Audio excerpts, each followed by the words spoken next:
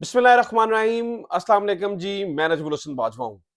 नाज़रीन किराम, कुछ अहम तरीन खबरें आपके साथ शेयर करने के लिए मेरे पास मौजूद हैं। सबसे बड़ी और अहम तरीन खबर यह है कि नाज़रीन किराम, तमाम तर रुकावटों के बावजूद, तमाम तर मुसीबतों के बावजूद, तमाम तर हर्डल्स के बावजूद और तमाम तर प्रेशर के बावजूद इमरान खान आ रहा है और आता हुआ नजर भी आ रहा है। इसी की वजह से परेशानियां बढ़ चुकी हैं। प्रेस कॉन्फ्रेंसों पे प्रेस कॉन्फ्रेंसें हो रही हैं। क्लच प्लेटें यानी कि प्लेटलेट्स जो है ना वो गिरना शुरू हो चुके हैं। खराबी सेहत के लिए मीटिंग्स होना शुरू हो चुकी हैं। अदलिया के ऊपर हमले शुरू हो चुके हैं और ये सारी चीजें जो है ना वो इस वक्त हो रही हैं कि इस वक्त ना सिर्फ इमरान खान आ रहा है बल्कि आता हुआ नजर भी आ रहा है। ये ऐसा कैसे मुमकिन है कि जब आप ताकतवर भी आपके खिलाफ हो, हर चीज आपके खिलाफ हो और फिर भी आप जो है ना वो रास्ता किसी शख्सियत का रोक ना पाए? ये कैसे मुमकिन हो पा रहा है? और मैं क्यों कह रहा हूं ऐसे मौके के ऊपर जब खुलेआम गिरफ्तारियां, खुलेआम सब कुछ हो रहा है, फोर्स दिखाई जा रही है, ऐसे मौके पे मैं क्यों कह रहा हूं कि इमरान खान आ रहा है? नंबर वन, नाज़रीन इकराम, इसके पीछे कुछ तफसीलात हैं, कुछ वाकयात हैं जो हुए हैं, जो आपके सामने रखने हैं मैंने, जिससे आपको अंदाजा हो जाएगा कि वाकई इमरान खान आ रहा है। Number one. नंबर टू, नाज़रीन इकराम, रेड जोन की एक इमारत के अंदर, रेड जोन की एक हसास तरीन और अहम इमारत के अंदर हल्फ लिए जा रहे हैं। हल्फ, कुरान पे हाथ रखे जा रहे हैं, या चलें इसे मैं जरा सादा कहूं तो कस्में उठाई जा रही हैं, सिग्नेचर करवाए जा रहे हैं और दस्तखत करवाए जा रहे हैं। यहां पर ये क्या मामला है? ये कहां पे हल्फ लिए जा रहे हैं? ये सबसे इंपॉर्टेंट खबर है। ये मैंने आपके सामने इसके कुछ तफसीलात रखूंगा। और फिर फौज बैठी है, कोर कमांडर कॉन्फ्रेंस हुई है और कोर कमांडर कॉन्फ्रेंस का अलामिया भी आ गया है और इलेक्शंस के ऊपर कोर कमांडर कॉन्फ्रेंस के अंदर इंतहाई दिलचस्प गुफ्तगू हुई है। इसके बारे में कुछ मालूमात हैं, वो भी मैंने आपके सामने रखनी है। और इसके अलावा नाज़रीन इकराम, अचानक आउट ऑफ द नोवेयर जो है ना वो अदालतों के खिलाफ बयानात आ रहे हैं।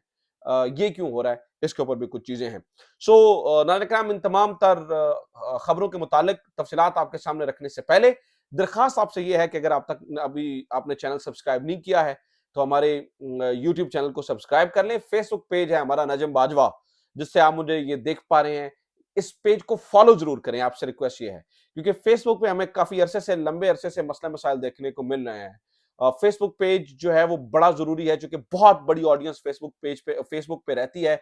तो उनको एंगेज करने के लिए, सच बताने के लिए और जो इलेक्ट्रॉनिक मीडिया पे प्रोपेगेंडा होता है उसको काउंटर करने के लिए आपकी फेसबुक पे भी हमें बड़ी जरूरत है। यहां पर भी साथ दीजिए और कोशिश कीजिए कि हमारे इस पेज को फॉलो जो है ना वो जरूर कर ले। नाज़रीन इकराम, सूरत हाल हो गया बड़ी दिलचस्प। एक एक करके, एक एक खबर बहुत अहम है, एक एक करके सारी खबरें आपके सामने रखता हूं। हुआ ये, मतलब पाकिस्तान तहरीक इंसाफ के साथ, इमरान खान के साथ पिछले कुछ अरसे से जो कुछ हो रहा है वो आपके सामने है। ऐसी सूरत हाल के अंदर अचानक एक प्रेस कॉन्फ्रेंस होती है और मौलाना फजल रहमान साहब एक बयान देते हैं, जिस बयान के बाद ब्रेकिंग न्यूज बनती है। और वो बयान ये है, उनने कहा कि ये जो आप तहरीक इंसाफ के ऊपर सख्ती देख रहे हैं, ये आप जो उनके ऊपर परेशानियां देख रहे हैं, ये असल में सख्तियां और परेशानियां नहीं है, बल्कि इसको चमकाने के लिए, पुराने प्रोजेक्ट को चमकाने के लिए ये सब कुछ किया जा रहा है। अब ये this is something very very very interesting. ये क्या मामला है? यानी कि मौलाना फजलुर रहमान साहब, अगर मैं सादे लफ्जों में कहूं तो ये कह रहे हैं कि तहरीक इंसाफ के ऊपर जो प्रॉब्लम्स आई, जो मुश्किलात आई, जो टेंशनें हुई, वो असल में सब कुछ दिखावा है और ये सब कुछ इस्टेब्लिशमेंट इसलिए कर रही है ताकि इमरान खान के नंबर मजीद बढ़ सके, इमरान खान मजीद जो है वो बड़ा हो सके, इमरान खान के मजीद फॉलोअर्स हो सके। इमरान खान का ग्राफ नीचे जा रहा था, इसलिए इमरान खान को पॉपुलर किया गया ताकि इमरान खान का ग्राफ ऊपर जाए। ये बयानिया लिया जा रहा है और ये बयानिया नाज़रीन किराम बहुत डेंजरस है। यानी कहा जा रहा है कि एस्टैब्लिशमेंट इमरान खान को सपोर्ट कर रही है, विच इज अ ब्लेटेंट लाई। ये एक सरासर झूठ है, सरासर ड्रामेबाजी है। लेकिन इस स्टेटमेंट को नाज़रीन किराम बड़ी बारीक बीनी से देखना चाहिए, इसको सादे तौर पे नहीं देखना चाहिए। देखिए क्यों। इस स्टेटमेंट का मतलब यह है कि स्टैब्लिशमेंट से बहुत ज्यादा और डिमांड्स की जा रही हैं। उन डिमांड्स को स्टैब्लिशमेंट शायद अभी पूरा करने की पोजीशन में नहीं है, चूंकि ऑलरेडी बहुत कुछ उठा के इनकी झोली में रख दिया है। इसके बाद अब स्टैब्लिशमेंट को ब्लैकमेल करने का वक्त हुआ चाहता है।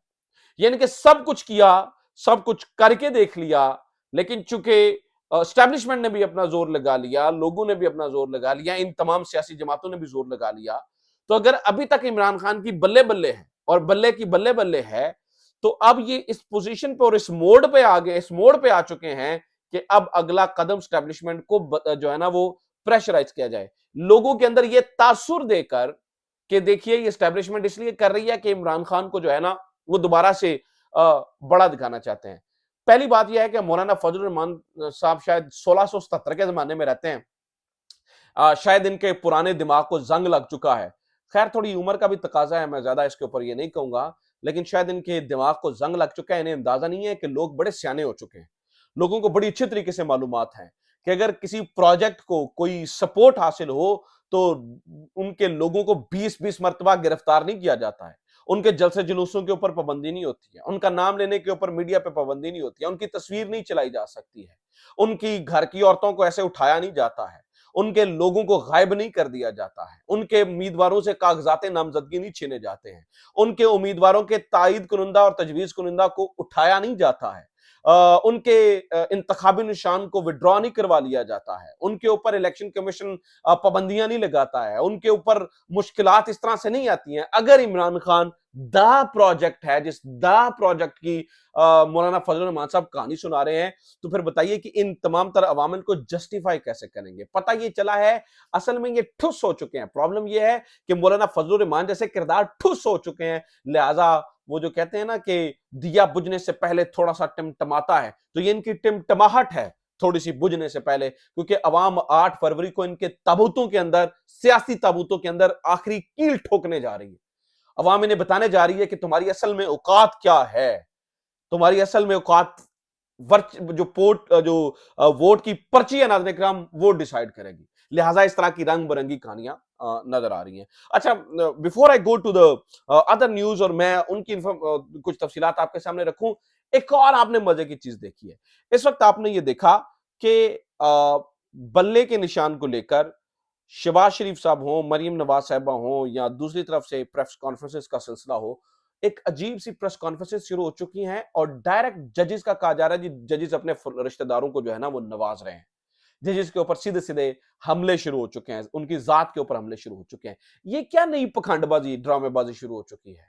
ये आपने गौर किया कि ये अचानक से क्या हो गया है? यानी कि कोई अगर अगर पहली बात तो ये है कि अगर आपको इमरान खान से डर नहीं लगता, यानी कि राणा सनाउल्लाह ने तो इस हद तक कह दिया है कि ये प्री पोल रिगिंग है, उनको बल्ले का निशान वापस देना। यार खुदा के लिए थोड़ी सी शर्म कीजिए, थोड़ी सी हया कीजिए, कोई अक्ल नु हाथ मारे को, मतलब थोड़ा सी अपने अंदर कोई ग्रेस दिखाएं, कोई शर्म होती है, कोई हया होती है।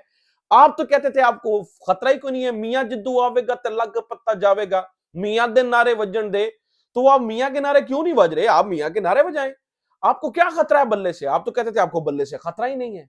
आपको क्या हो गया अचानक से? इस वक्त इनकी जो प्रेस कॉन्फ्रेंसेस है नाज़रीन किराम, वो हारे हुए जहनों की मुंह बोलती तस्वीर है। यानी कि आपको बल्ले के निशान से इतना डर लग रहा है, अभी तो आपको डर लगेगा। वो कहते हैं कि इमरान से डर लगता है, इमरान तो होगा, बल्ले से डर लगता है, बल्ला तो होगा। नाज़रीन किराम, आज जो यानी कि कल जो एक फैसला दिया है ना औरंगजेब साहब ने इस्लामाबाद हाई कोर्ट में, जो 11 जनवरी तक रोका गया है और जो उसको इंडोर्स किया उन्होंने सुप्रीम कोर्ट को सैफर वाले मामले में, जो उनकी ऑब्जर्वेशंस थी, नाज़रीन कराम उसके बाद ज्यादा ये बुखला गए हैं, इनके दिमाग खराब हो चुके हैं इस वजह से। और ये वही जज साहब हैं जिन्होंने नवाज शरीफ साहब को रिहा किया था। कल वो फरिश्ता थे, आज इनकी नजर में वो विलन हुए हैं। तो इस वजह से ना ये घेरे गए हैं हर तरफ से। और एक बात याद रखिएगा, जो पिशावर के जज साहब ने जो फैसला दिया ना बल्ले के निशान वाला, ये याद रखिएगा, ये आउट ऑफ द सिलेबस एक चीज आई है। ये क्रीज से निकल के छक्का मारा गया है, इसका किसी के वहमो गुमान में नहीं था, इसलिए ये सब कुछ हुआ है।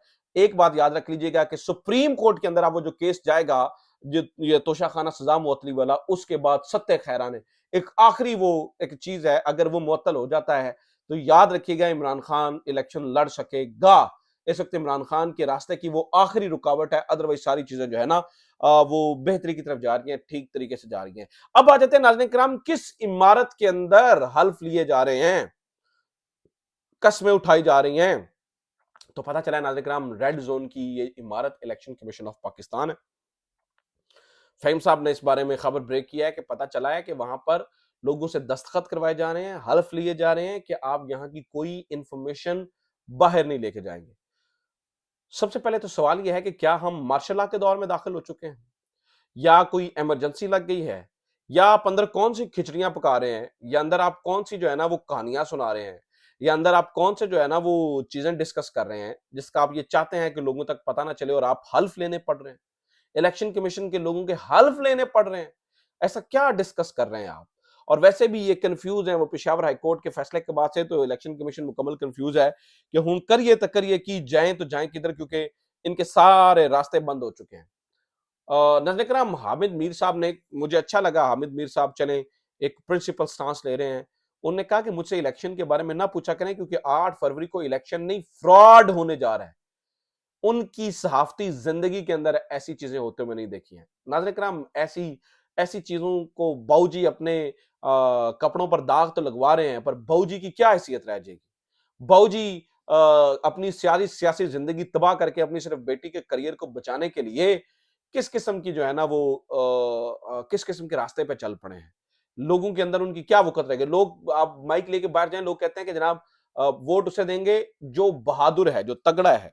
तो मियाँ साहब, बहादुरी का आपके साथ दूर-दूर तक कोई वास्ता नहीं रहा है, लिहाज़ा ये कोई मामला नहीं है। अच्छा जनाब, कोर कमांडर कॉन्फ्रेंस हुई है, कोर कमांडर कॉन्फ्रेंस, और कोर कमांडर्स कॉन्फ्रेंस के अंदर ये कहा गया है कि इलेक्शन कमीशन को और जो भी इलेक्शन के लिए मदद की जरूरत होगी वो देंगे, वो सिक्योरिटी वगैरह दी जाएगी। लिहाजा फौज से इस वक्त इशारा आ चुका है कि we are ready for elections, but the problem is this, वो लंगड़े घोड़े, वो लूले और थत्थे जो है ना वो दौड़ने वाले, वो तो इलेक्शंस के मूड में ही नहीं है।